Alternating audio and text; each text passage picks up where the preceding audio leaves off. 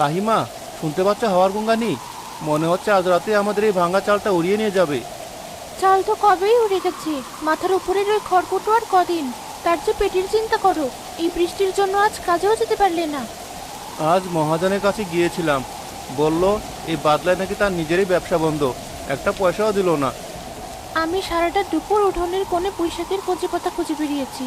যা পেয়েছি তা দিয়ে তো একজনেরও পেট ভরবে না। চিন্তা করো না, সৃষ্টিকর্তা যখন পেট দিয়েছেন, খাবারের ব্যবস্থাও তিনিই করবেন। আজ না হয় পানি খেয়ে কাটিয়ে দিই, কাল নিশ্চয়ই একটা উপায় হবে। কতদিন আর এই কালের আশায় থাকবো বলো? আমার নিজের জন্য চিন্তা নেই, কিন্তু তুমি সারাদিন হাড় ভাঙা খাটুনি খেটে এসে যখন এক মুঠো ভাত পাও না, তখন আমার বুকটা ফেটে যায়।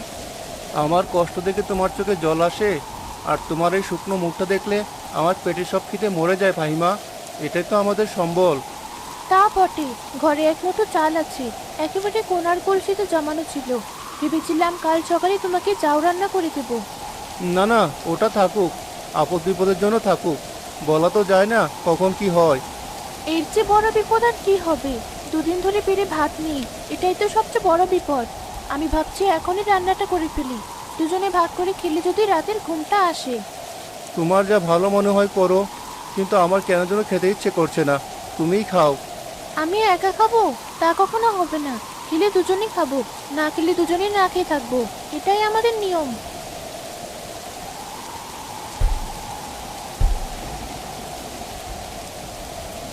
এত রাতে আবার কে এলো? আমার তো ভয় করছে। এই দুর্যোগে ভালো মানুষ ঘর থেকে বের হয় না। চোর ডাকাত এলো না তো? আরে ধুর, আমাদের ঘরে নেওয়ার মতো কি আছে যে ডাকাত আসবে? হয়তো কোনো পথিক বিপদে পড়েছে। দরজাটা খুলে দেখি। আমি কুপির আলোটা নিয়ে তোমার পেছনে দাঁড়াচ্ছি।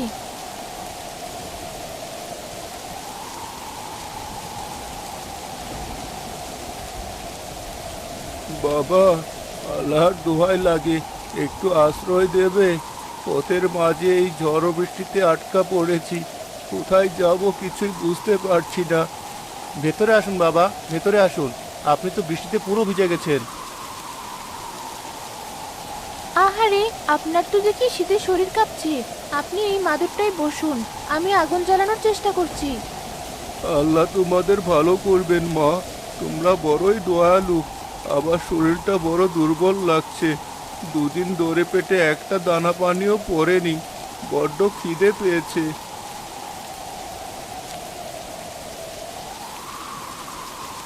আপনি একটু জিরে নিন বাবা, আমরা আপনার খাবারের ব্যবস্থা করছি।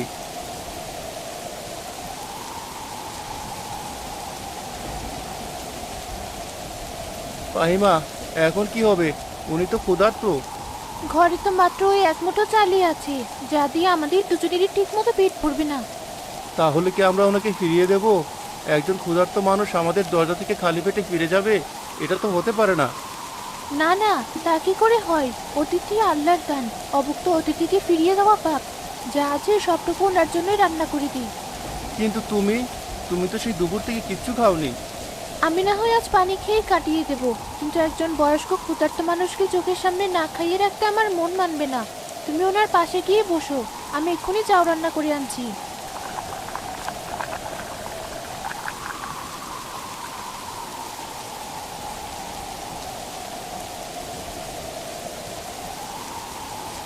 বাবা, আমাদের গরিবের ঘরে এর চেয়ে ভালো কিছু দেওয়ার সামর্থ্য নেই। দয়া করে এই সামান্য খাবারটুকু গ্রহণ করুন। মা, তুমি একে সামান্য বলছো? ক্ষুধার্তের কাছে এই এক বাটি যাওই তো অমৃত। তোমরা নিজেরা না খেয়ে আবার মুখে অন্ন তুলে দিচ্ছ, এর চেয়ে বড় মহত্ব আর কি হতে পারে?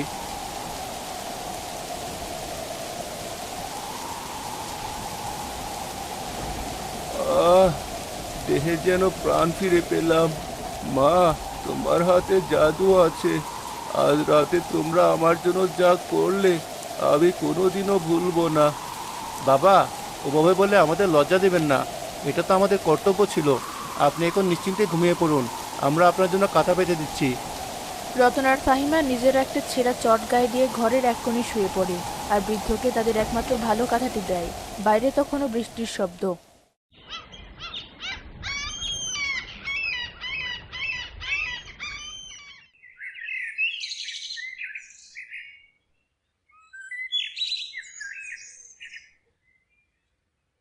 বাবা রতন, মা ফাহিমা, এবার আমাকে বিদায় দাও।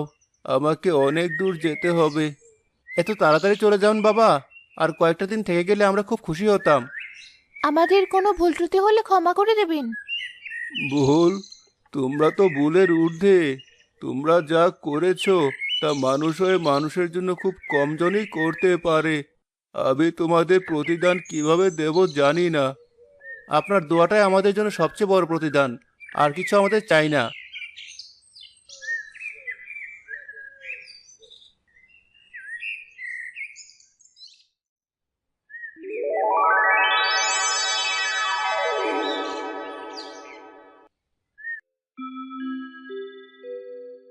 মা ফাহিমা, তোমার হাতের রান্নায় জাদু আছে তা আমি গত রাতেই টের পেয়েছি। তোমার মনটাও পবিত্র, তাই তোমার রান্নাও অমৃত। আজ থেকে তোমার এই ভাঙা রান্নাঘর আর কখনো খালি থাকবে না। বাবা, এসব আপনি কি বলছেন? আমি তো কিছুই বুঝতে পারছি না। এই মাটির চুলা আজ থেকে এক জাদুর চুলা। এই চুলা তোমাদের সব অভাব দূর করে দেবে। যখনই কোনো ক্ষুধার্ত মানুষের জন্য রান্না করার ইচ্ছে হবে, শুধু একটা খালি হাঁড়ির উপর বসিয়ে দেবে। বাকি কাজ চুলা নিজেই করে নেবে। খালি হাঁড়ি বসালে রান্না হয়ে যাবে? এও কি সম্ভব? হ্যাঁ বাবা, সম্ভব। তবে আমার দুটো কথা অক্ষরে অক্ষরে পালন করতে হবে। প্রথমত, এই চুলা কেবল সৎ ও ক্ষুধার্ত মানুষের অন্ন যোগাবে। দ্বিতীয়ত, যদি কখনো কোনো লোভী মানুষ অসৎ উদ্দেশ্যে এই চুলাকে স্পর্শ করে, তবে এর সমস্ত জাদু চিরতরে শেষ হয়ে যাবে। মনে থাকবে? জি বাবা, মনে থাকবে।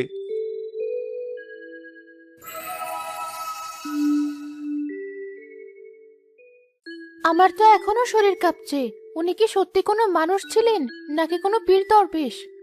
যেই হোক না কেন, উনি আমাদের জন্য রহমত নিয়ে এসেছিলেন। কিন্তু ওনার কথাগুলো কি সত্যি হবে? এই চুলাটা কি সত্যি জাদুর চুলা? আমার তো বিশ্বাসই হচ্ছে না, কিন্তু চোখে যা দেখলাম তাকেই বা অবিশ্বাস করি কি করে? চলো একবার পরীক্ষা করে দেখি। কিভাবে পরীক্ষা করবে? ঘরে তো রান্না করার মতো কিছুই নেই। উনি তো বলেই গেছেন খালি হাঁড়ি বসালেই হবে। দেখি কি হয়। যদি কিছু না হয় তাহলে ভাববো আমরা হয়তো স্বপ্ন দেখেছি।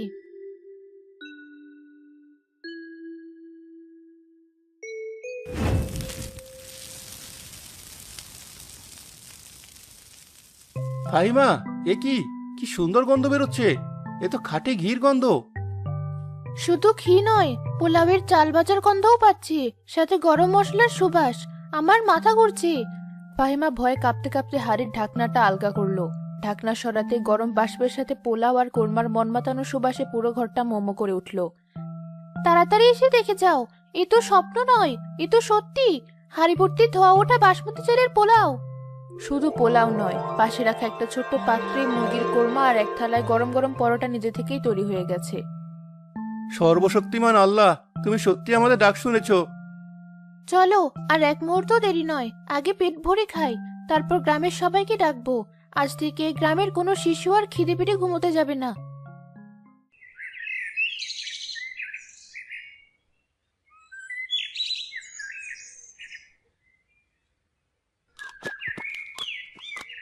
রতন বাবা, আল্লাহ তোমার ভালো করুক। জীবনে কোনোদিন ভাবিনি এমন খাবার খেতে পারবো। রতন ভাই, কালকেও কি এমন খাবার দেবে? হ্যাঁ রে ভাই, এখন থেকে রোজ এমন খাবার হবে। তোদের আর কখনো না খেয়ে থাকতে হবে না। পাইমা বোন, তোমার হাতে সত্যিই জাদু আছে। এমন রান্না তো রাজার বাড়ির বাবুর্চিও করতে পারবে না। এ আমার হাতের জাদু নয় বোন, এসবের সৃষ্টিকর্তার দয়া। গ্রামেই আনন্দের খবর ছড়িয়ে পড়ল। কিন্তু এই আনন্দের মাঝে বিষাদের ছায়া ফেলল গ্রামের ক্ষমতাশালী ও লোভী মাতব্বর হাসিম খানের নজর। কানের মাথা খেয়েছিস নাকি তোরা? আমি যা শুনছি তা কি সত্যি? জি হুজুর, অক্ষরে অক্ষরে সত্যি। ওই পথের ভিখারি হতচ্ছাড়া রতনটা নাকি গ্রামের সবাইকে রোজ পোলাও কোরমা খাওয়াচ্ছে। ওর ঘরে চাল কেনার পয়সা নেই, সে বিরিয়ানি খাওয়ায় কোত্থেকে? বেটা কি আলাদিনের চেরাগ পেয়েছে? হুজুর, চেরাগ নয়, লোকে বলছে ওর নাকি একটা জাদুর চুলা আছে। সেই চুলায় নাকি চা চাওয়া হয়, তাই রান্না হয়ে যায়। কি বললি? জাদুর চুলা? তার মানে তো এক অক্ষয় ভান্ডার। আমি এত টাকা পয়সার মালিক হয়েও রোজ ডাল ভাত খাই, আর ওই পথের ফকিরটা ভাও খাওয়াচ্ছে। এ তো ঘোর অবিচার। হুজুর, গ্রামের সবাই এখন রতন আর ফাহিমার নামে ধন্য ধন্য করছে। আপনার নাম তো কেউ আর মুখেই আনে না। বটে, আমার রাজত্বে আরেকজন রাজা হতে চাইছে। ওই চোলাই গরিবের ভাঙা করে মানায় না। ওটার আসল জায়গা হলো আমার এই রাজপ্রাসাদে। কিন্তু হুজুর, ওটা তো রতনের জিনিস, আমরা নেব কি করে? নেব কি করে মানে? চুরি করবি? তোদের আমি পুষি কিসের জন্য? আজ রাতেই কাজটা সারতে হবে। যখন পুরো গ্রাম ঘুমিয়ে পড়বে, তোরা দুজনে চুপি চুপি গিয়ে রতনের রান্নাঘর থেকে ওই চুলাটা তুলে নিয়ে আসবি। মনে রাখিস, কেউ যেন গুণক্ষরও টেন না পায়। যদি ধরা পড়ে যায় হুজুর? আরে, এই গ্রামের আইন কানুন তো আমিই বানাই। কে তোদের ধরবে? যা যা বলছি কর। কাজটা ঠিকঠাক করতে বললে তোদের জন্য বিশেষ পুরস্কার আছে। আমি চোলাদের শহরের 5টা বিরিয়ানির দোকান খুলবো। তখন টাকা দিয়ে বিছানা বানিয়ে ঘুমাবো। আহ, আহ, আহ, আহ, আহ।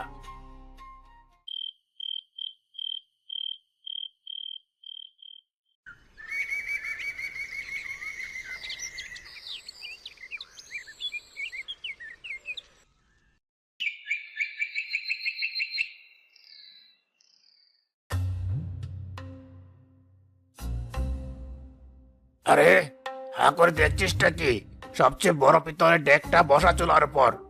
আজ আমি আমার জাদুর চুলায় রান্না করা রাজকীয় খাসির বিরিয়ানি খাবো। কিন্তু মাতাব্বর সাহেব, চুলায় তো আগুন নেই, কাঠ কলে কিছু তো দেননি, রান্নাটা হবে কিভাবে? আহাম্মক, এটা সাধারণ চুলা নাকি? এটা জাদুর চুলা। এটা নিজে নিজেই জ্বলে। তোকে যা বলছি তাই কর। ডেকটা বসা।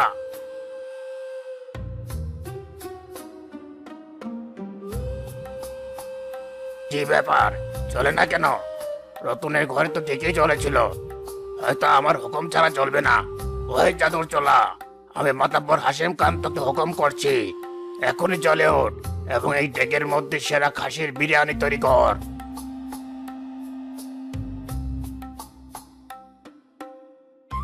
আমার হুকুমও মানছে না? তারা, আমি তোকে জ্বালিয়ে ছাড়ছি।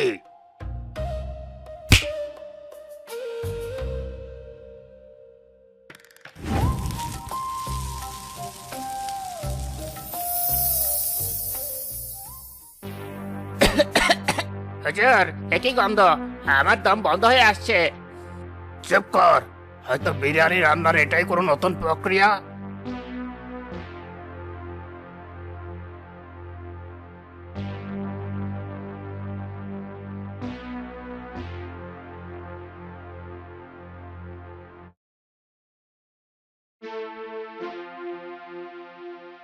বাঁচাও, আমাকে বাঁচাও। কে কোথায় আছিস? এই অভিশাপ বন্ধ কর। আমার চোখ জ্বলে গেল, আমার দম আটকে গেল, আমি মরে গেলাম রে। তুমি কি সর্বনাশ করলে? নিজের লোভে পড়ে পুরো বাড়িটাকে জাহান্নাম বানিয়ে ছাড়লে। এখন উপায় কি হবে? আহ, আহ, উপায়, ও উপায় একটা আছে। কামাল, জামাল, তোরা কোথায় মরলি? জি হুজুর, এই তো পাশে আছি। এক্ষুনি যা, দৌড়ে যা। রতন আর ফাহিমাকে হাত পা ধরে আমার কাছে নিয়ে আয়। বলবি আমি মরে যাচ্ছি। ওদের ছাড়া এই অভিশাপ কেউ বন্ধ করতে পারবে না। যা, তাড়াতাড়ি যা।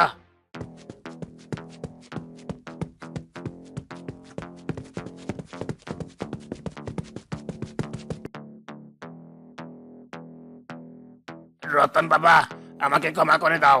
আমি শয়তান, আমি লোভী। আমি লোভে অন্ধ হয়ে তোমার জাদুর চুলা চুরি করেছিলাম। তার ফল আমি হাতে নাতে পাচ্ছি। দোহাই তোমার বাবা, আমাকে বাঁচাও। এই কালো ধোয়া বন্ধ করো। আমার তো আটকে আসছে, আমি আর সইতে পারছি না। মাতব্বর সাহেব, যা হওয়ার তা তো হয়েই গেছে।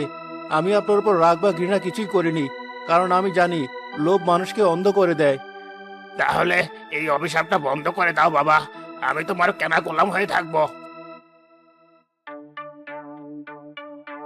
হে জাদুর চুলা, তুমি ক্ষুধার্তের মুখে অন্ন তুলে দাও, কাউকে শাস্তি দিও না। যে ভুল করেছে সে তার ভুল বুঝতে পেরেছে, দয়া করে শান্ত হয়ে যাও।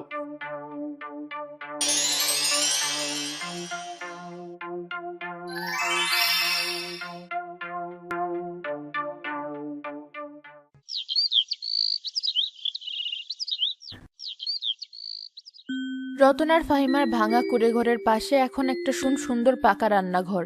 মাতব্বর হাশেম খান নিজের খরচে প্রায়শ্চিত্ত হিসেবে এটি তৈরি করে দিয়েছে। সেই রান্নাঘরের ভেতরে সযত্নে বসানো আছে জাদুর চুলাটি।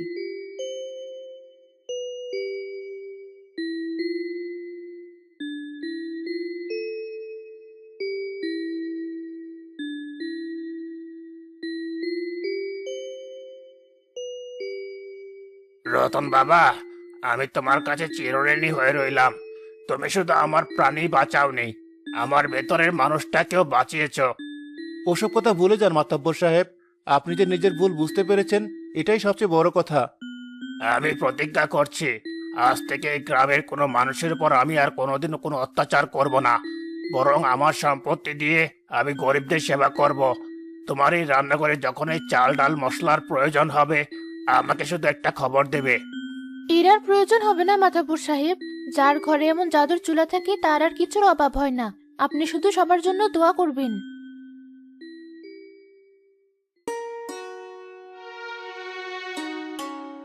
দেখলে ফাহিমা, সততার পথ হয়তো কঠিন, কিন্তু তার শেষটা সবসময় সুন্দর হয়।